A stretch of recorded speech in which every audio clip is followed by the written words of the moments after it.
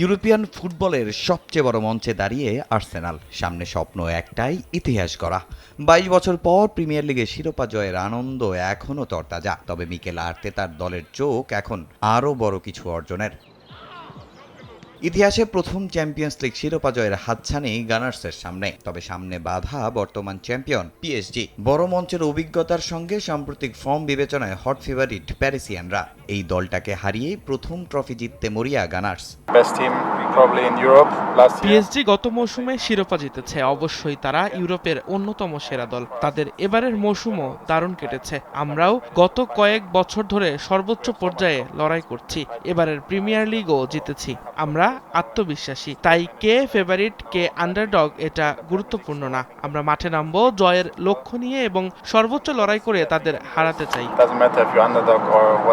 ইতিহাসে এ নিয়ে দ্বিতীয়বারের মতো চ্যাম্পিয়ন্স লিগের ফাইনালে আর্সেনাল। সবশেষ ২০০৬ সালে ইউরোপের সবচেয়ে বড় মঞ্চে খেলেছিল গানার্স। গেল কয়েক বছর ধরে আর্তেতার অধীনে দুর্দান্ত ইংলিশ ক্লাবটি কয়েকবারের হতাশার পর এবার পরম আরাধ্যের লিগ শিরোপাও জিতেছে। এখন আক্ষেপ কেবল চ্যাম্পিয়ন্স লিগ নিয়ে।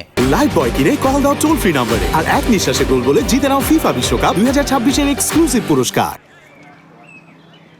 গেল মৌসুমেও চ্যাম্পিয়ন্স লিগে দারুণ ছন্দে ছিল আর্সেনাল, কিন্তু সেমিফাইনাল পর্যন্তই যেতে পারে আর্তেতার দল। শেষ চারের লড়াইয়ে এই পিএসজির কাছেই ২-৩-১ ব্যবধানে হেরে স্বপ্নভঙ্গ হয় তাদের। এবার প্রতিশোধ নেয়ার পালা। চাপ থাকলেও হাভার্টজের মতো পুরো দলেরই বিশ্বাস চ্যাম্পিয়ন্স লিগ জিতবে আর্সেনালই। লম্বা সময়ের ইনজুরি কাটিয়ে দলে ফিরেছেন জুরিয়ান টিম্বার। ১৪ ম্যাচ পর আবারও মাঠে ফেরার বার্তা দেওয়ার সঙ্গে চ্যাম্পিয়ন্স লিগ ঘরে তোলার স্বপ্নের কথাও শোনালেন ডাচ ডিফেন্ডার।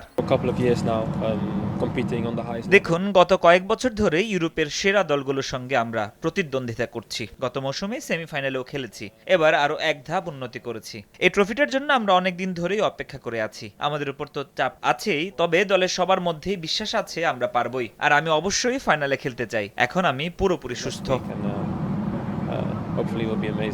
আর্সেনাল পিএসজির এই মহারণের জন্য প্রস্তুত হাঙ্গেরির বুদাপেস্টের পুস্কাস অ্যারেনা। ইতিমধ্যে সেখানে হাজির দু দলের লাখো সমর্থক। এখন দেখার অপেক্ষা প্রতিশোধ নিয়ে ইতিহাস গড়তে পারে কিনা আর্তেতার আর্সেনাল, নাকি আবারও নিজের কৌশলকে বিশ্বসেরা প্রমাণ করেন প্যারিসিয়ান বস লুই এনরিকে। তামিম হোসেন, সময় সংবাদ।